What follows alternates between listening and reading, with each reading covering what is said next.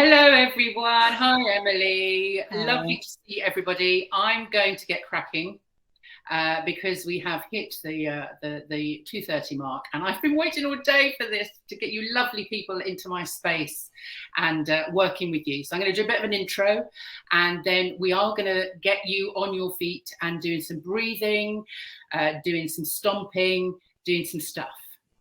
Okay, everybody up for that? Yay, of course you are, yes. So for those of you that don't know me, I'm Jackie Goddard. I'm founder of Power to Speak. I'm a former fashion designer, a recovering actor, a podcast host, a speaker, and a speaker coach. And I love to speak. And the best part of my job is that I love getting other people to be excited about speaking to an audience as I am. I mean, communication, we've been communicating with our voice since time began, since the evolution of the human being more than 2 million years ago. And apparently, according to archaeologists, it's been a long day, we developed language in order to teach each other how to make tools. So those obviously were the first how-to videos that weren't videos back then. But our ancestors didn't just use language to teach each other how to do stuff. Yeah, of course, they passed on knowledge, but actually they used them to tell stories. And they sat around the campfire and talking of bravery and daring do, of their exploits of their forefathers and all that stuff. It was how kids learnt wrong from right and good from bad and safe from dangerous and all that sort of stuff. So it was their version of any kind of social media, TikTok, but without the lip syncing. So a former client and now speaker, a friend of mine, Ella Orr, recently wrote in a blog, and it kind of touches on what Steen was saying about AI and how we can use AI for human connection, but actually there's nothing quite like the real thing. And different conversations I've had today around the fact that actually when we can use AI, but it's never going to take away from that sort of the human connection that we have using our voice. And Ella wrote, with all the talk of AI generated content, speaking about your area of expertise and knowledge to an audience of a few or many is truly and authentically you. It's you using the most basic form of communication to connect with people. They say we're never going to use that. So your voice is your greatest tool. You can use it to inspire, motivate, and engage. So how do you use it to build your public speaking confidence and your personal brand? For instance, you've got an amazing product, idea, or message that you want to get out there and share with the world. They need to hear your offer, but you're afraid that when you speak, when you stand up to speak, that you're going to hear sniggers or laughter or worse still, tumbleweed. The good news is you're not on your own. According to the Mental Health Institute, 73% of people are actually more afraid of speaking in public than they are of dying, which is a gruesome thought, really. And the bad news is that this fear of public speaking to your audience, that is potential clients, is going to lose you opportunities to really grow your business. So where do you start? Well, first of all, you have to believe what you're saying. I mean, it sounds simple enough, but so many people talk about the what, the product, the thing. And so they don't make the emotional connection with their audience. They say what they think the audience want to hear, which might not be what they actually believe. So remember, if you don't believe what you're saying, then your audience won't either. Now, I trained as an actor back in the day, and I had a proper light bulb moment when I was told exactly that by a fellow actor. It was then that I realized that I could perform without worry or fear. And that's by being, not playing. You see, acting is not about pretending or playing a character. It's about finding the truth of that character. It's about being them.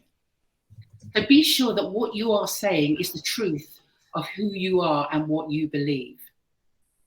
So how does that relate in non-actor terms? Don't play at being the person you think you should be, or the person that other people expect you to be. Be you. Be authentic. Be truthful. You can't get caught out that way. Nobody can call you out on your story. It's yours. And that's why storytelling is important. People buy from people. So tell your customers why they should buy from you. Tell them a story. One from your own experience that will resonate and relate to them, perhaps validate their own experience. You are your USP. You are unique. And it's your story that makes you that way. So knowing your motivation for sharing your story is, and who you are speaking to, will enable you to know what and how much of it to share. We all have a story. In fact, we have many. We have funny stories, happy stories, sad stories. Stories engage, educate, and entertain. They showcase your personality and build trust and rapport with your customers. And breathe. It's so important. We all get nervous when we're asked to speak for an event or a networking thing or whatever. But you'll never get rid of those nerves. I'm sorry to say. But you shouldn't want to get rid of the nerves. The nerves show you care. They're there because you care, because you have what you're about to do means something to you. So the feeling you get when you're nervous is the same feeling you get in your stomach or wherever you feel it as you get when you're excited. But that's just the story you tell yourself. So reverse that story. See those nerves, those butterflies in your stomach as excitement rather than nerves. The adrenaline that is caused by is your power, so embrace it. Having said that, there are breathing techniques you can use that as voice coach Caroline Goddard says, gets those butterflies into formation. And this is one I use. It's called box breathing. So I want you to all close your eyes, visualize you're lying on a beautiful sandy beach, and you can hear the calming sound of the waves as they flow towards you, pause and retreat. Follow them with your breath. So breathe in for a count of 4. 1, 2, 3, 4. Hold your breath for 4, 2, 3, 4. Out for the count of 4. And then hold again for 4. Breathe in for 4. And imagine those, and just do that 3, 4, 5 times, however long it takes you to really bring yourself into focus and bring yourself, really calm those butterflies in your stomach. Lovely. So use that whenever you're going to step into a space where you're feeling a little bit anxious, to really help you calm those nerves. And then the other breathing that we do is really for performance. I mean, obviously breathing is, of course, an essential part of living. But when we breathe to live, we only use the top part of our lungs, called vegetative breath. And it's the breath that we use unconsciously. So we don't think about it.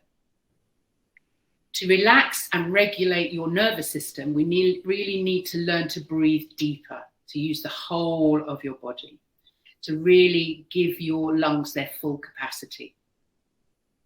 Your voice is breath. So when you're speaking, what we can hear is how you're using your breath. So practice this technique to help support your voice, add depth and resonance.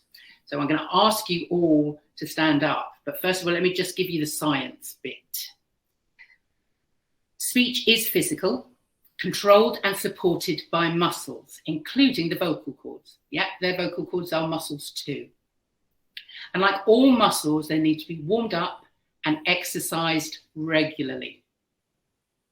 So this deep breathing technique I'm about to show you will really help calm your nerves, but it's designed to really support your voice and just increase your capacity to breathe normally when you're actually feeling a little bit nervous. So everybody on your feet, find yourself a space.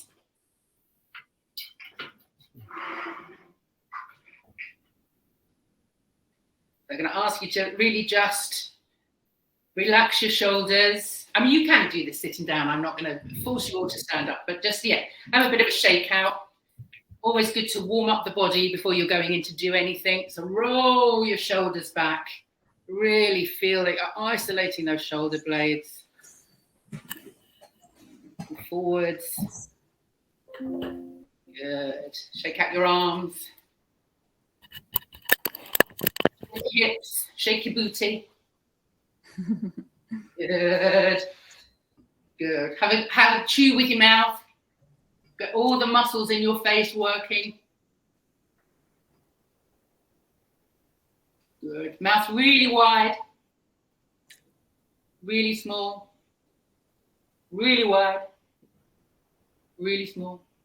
Good. Now run your tongue around the inside of your mouth. Really stretch all of your cheeks. That's it.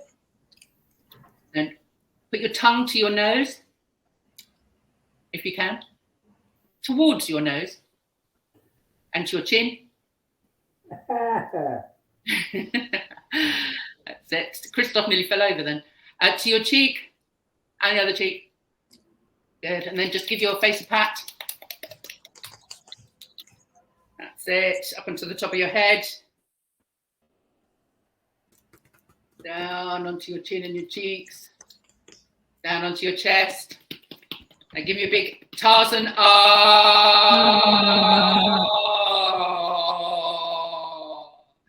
Good. Now a nice big yawn and a stretch. Make some sound. And one more.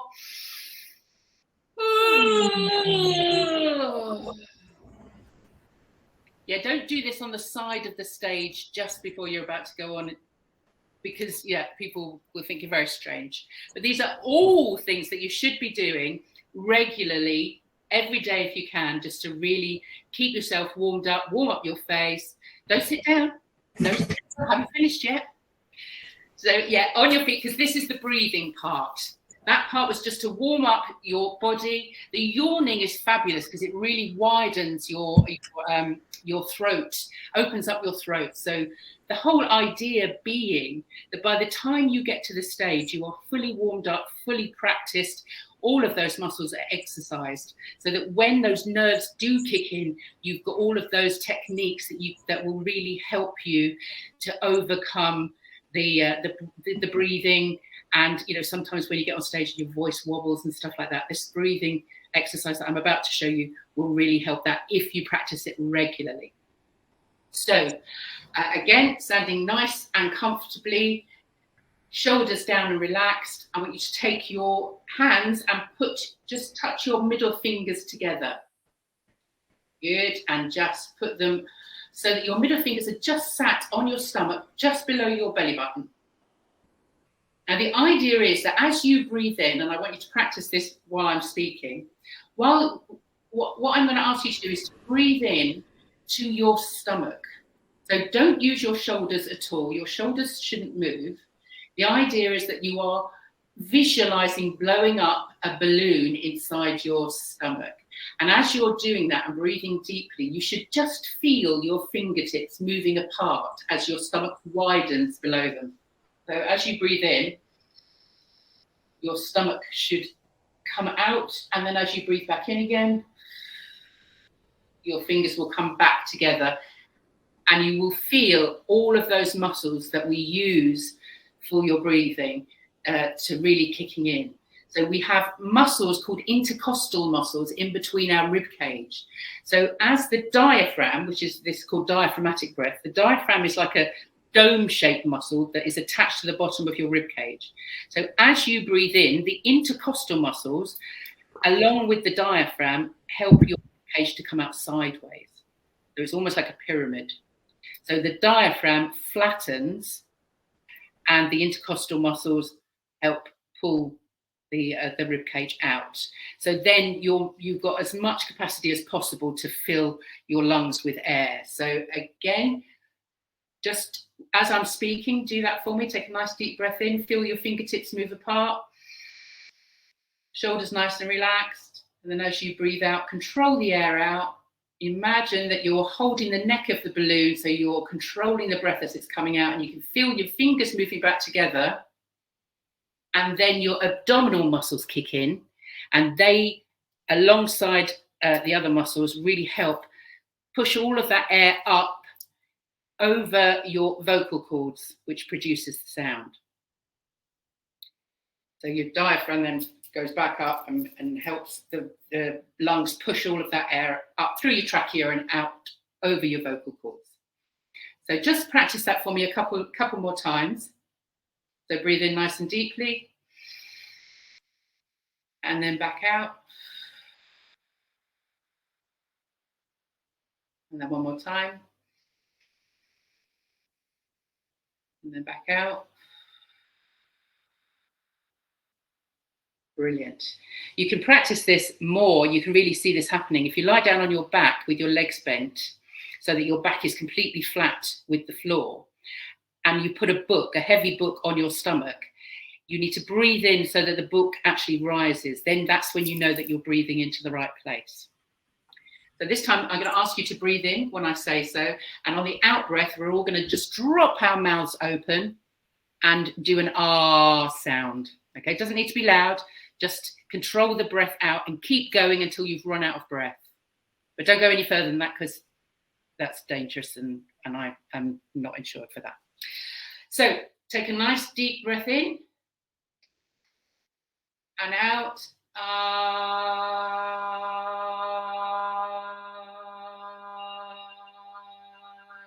Keep going, keep going, keep going. When you've run out of breath, just stop. That's fine.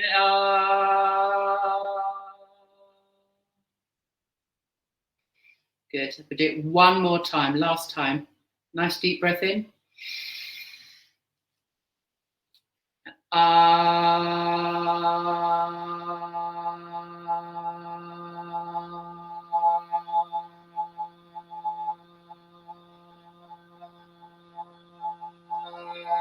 You feel your fingers coming back together and your abdominals really kicking in and pushing out the last of that air. Now, if you can practice that, you can sit down now, for now.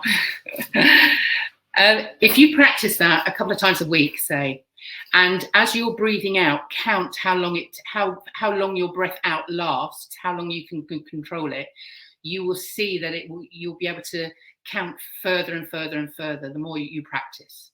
As I say, they're all muscles, so they all really need working out regularly to get that support. And that, as I say, whenever you step on stage or in front of anybody, if you're feeling a little bit nervous, if you carry on doing those exercises, they'll really help support your voice. So that's the breath. Now moving on. Be prepared. That's my next bit. Be prepared. Who are your audience? Who is it that you're talking to? Do your research. Find out who they are and why they should want to listen to you. Why do they care about what it is that you're saying? How do you want them to feel, and what do you want them to do when after they've listened to you speak? And remember, when you're giving a talk or a speak, or you're talking to anybody, in any situation, even one-to-one, it's not about you. It's about them. Your part in this conversation is to be a listener, is to really be curious and be fascinated by the person that you're talking to. Be fascinated by the audience that you're talking to. Be curious. So it's about them. And there's a fantastic TED talk by Nancy Duarte, who is a speech writer, and she's looked at all the different speeches and the talks over the years, and has kind of discovered that they all have a pattern on how they take the audience through that journey. So your job is to really evoke emotion and tell those stories that are going to be really relatable. So find out who your audience are. You are the Yoda to their hero. So that's what Nancy Duarte was saying. Basically, it's you are the mentor and the audience are the hero. So think of it in those terms. And the other thing about preparation is to practice. There's no getting away from it. Practice, practice, and practice again.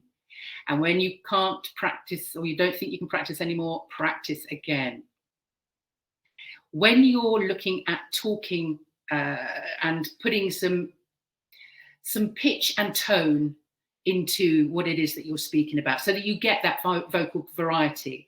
Again, there's a fantastic TED talk out there by a lady called Barbara McAfee, who talks about the 5 elements of your voice. Now, I'm going to very briefly show you what those 5 elements are.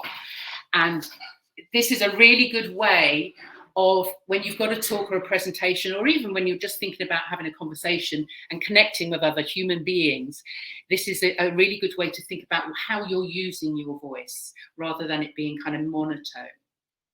So the first one she talks about is authority. Let me put that down a little bit so you can see. This voice comes from your pelvis. So this is your deep, authoritative voice.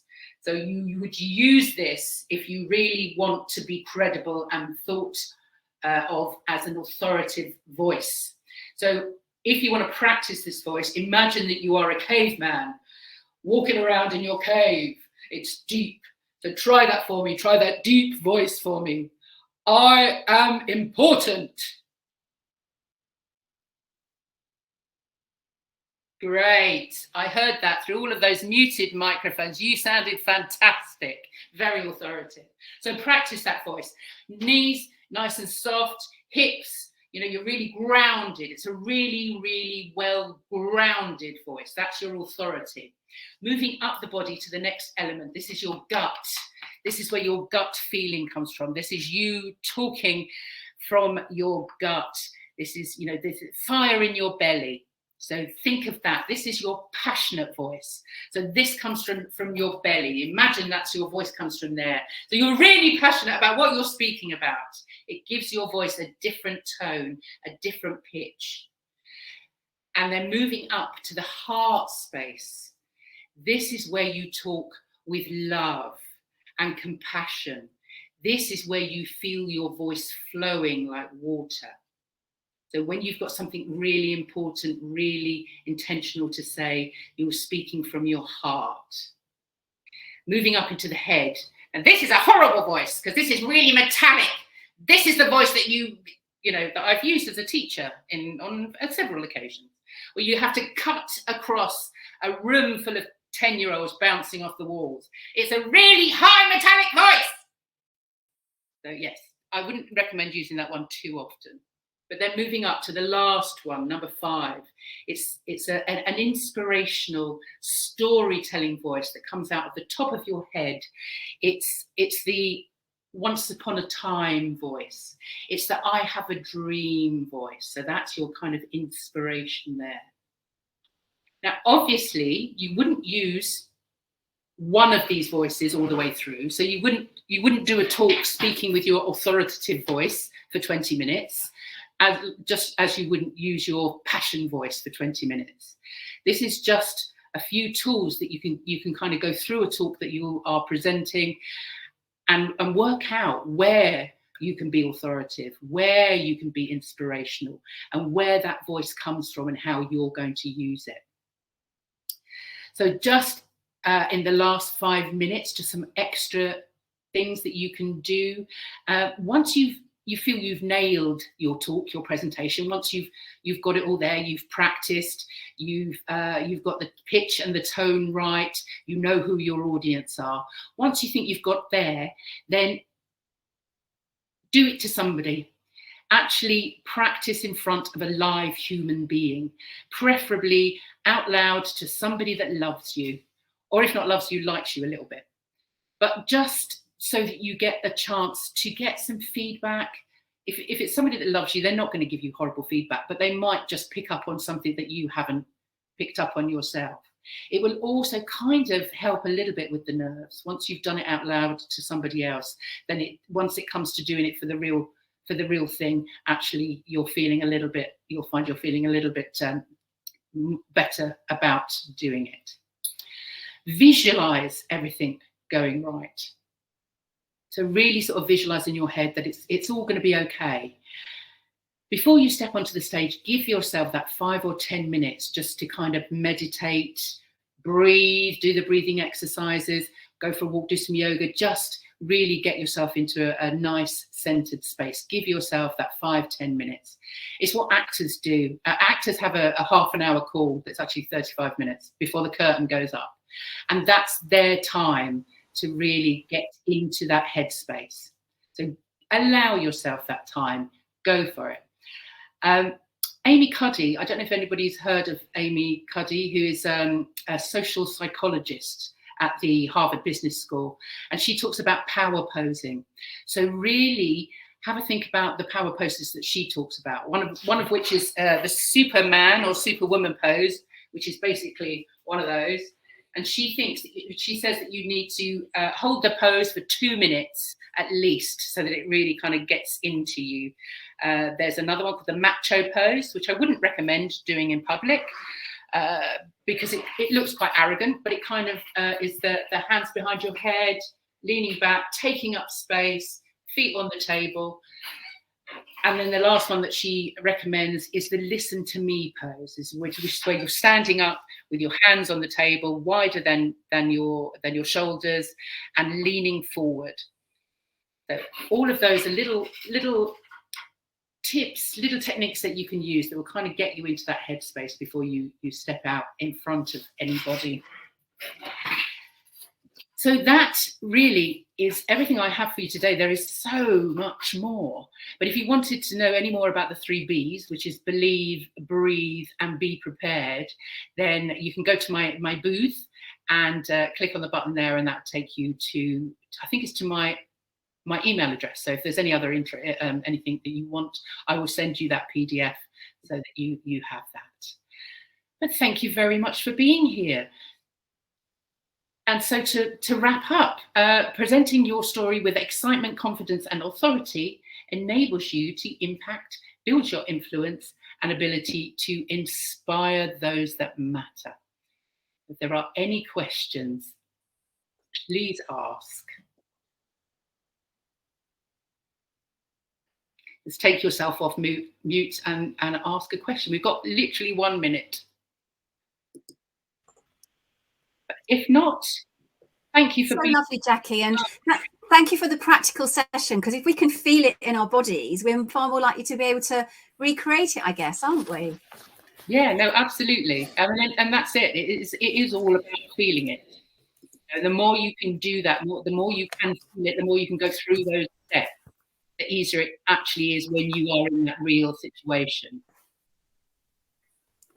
Jackie, you know, I love any session that gets us out of our chair. So well done for that. Really, really, really good. I think everyone enjoyed that. Really did. Just to keep everyone in the loop where we're at now, it's 3 o'clock. We do have a half-hour space now for some dedicated networking. Now, if anyone didn't catch us earlier in the main stage, we recognise that some of you are still having some issues with the speed networking. So with that in mind, we've opened up 2 round tables for you as well. So if you're struggling to do speed networking, go and join one of those. That they're open up for, I think, 10 to 15 people each, so you can still have some quality conversation. And then we'll be back in workshops for 3:30 with, oh no, it's me. It's me. I'm like, let's go and look at my notes. Forgive me, everyone. I might have been a little bit distracted for the rest of the day. And also with Jules, who's talking about branding. So if I don't see you in a round table or on a speed networking, I will see you at 3:30. Thank you very much, everybody. Thank you. Bye.